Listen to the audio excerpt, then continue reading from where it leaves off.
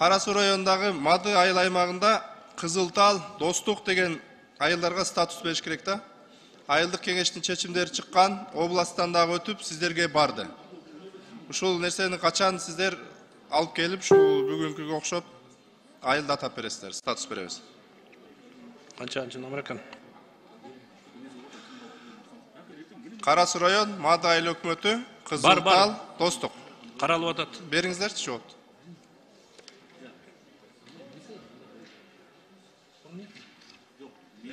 Нурбек Карыч, бул материалдар bizde, биздин өндүрүштө, биз агенттик бул карап атабыз. Кудайым буйрса, бул маселени МВКга кийирип, айрымдарын мына четинен кийирип карайбыз. Канча убакыт ошону сиздерге келиптир? Канча убакыт алып келесиңер? Эртерээк айыл статусун бербесек, буларга эч нерсе мамлекеттен жардам бере албай атабыз да. Биз колдон келишинче тез эле кылабыз. Бул материалдын келген сапатынан да болуп атат.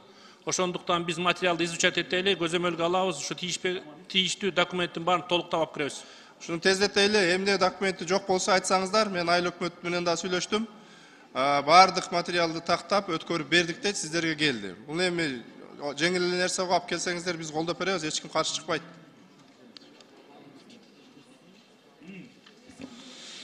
Экинчи суроо макул. Мага бериңиздер, качан чыгарып беришиңер боюнча. Экинчи суроо, мына АТРге сиздер дагы аралашып жатасыңарбы? Административдик реформага. Биздин агенттик АТРге сунушубузду беребиз. Аралашкан жоксуңарбы? Ким аткаруучу болуп атат? АТР экономика министрлиги. Бая Түп районунда жүрүп атпайбы ошол административдик территориалдык реформа? Ушул качан бүтөт? Бүттүбү же? Негизи бул боюнча бир топ убакыт болду, иш башталган. Негизи моделин иштеп чыгып, биз сунушубузду бергенбиз. Кудайым буйрса, указ чыкты, эми ишке ашып баштады. Сиздер бизге алып келесиңерби ошонун аталыштары, территориялардын сызыктары боюнча дегендей?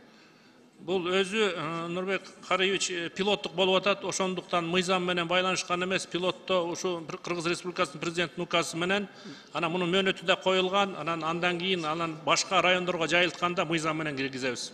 Рахмат. Мен айтайын дегеним, мына Ош шаары дагы өтө ушул административдик территориалдык реформага муктаж болуп турат. Муну мен дагы бир нече жолу көтөрүп келатам.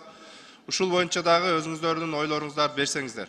Ош шаары болбой калды. Жарымы райондун айылдары, жарымы Ош шаары болуп бир каша болуп кетти да. Ушул нерсеге дагы сиздердин агенттик аралашсаңыздар. Эмне дегенде жергиликтүү өзүн өзү башкаруу сиздерге байланыштуу да. Маселе бар, туура айтасыз. Мына Түптөн кийин республикадагы кайсы жерлерге керек болгон реформаны башташ керек. Ошонун ичинде эң биринчи Ош шаары. Эч ким каршы эмес. Ошол айылда райондун айылдары дагы Ош шаарына кошулганга дагы макул, берки тараптагы алганга макул.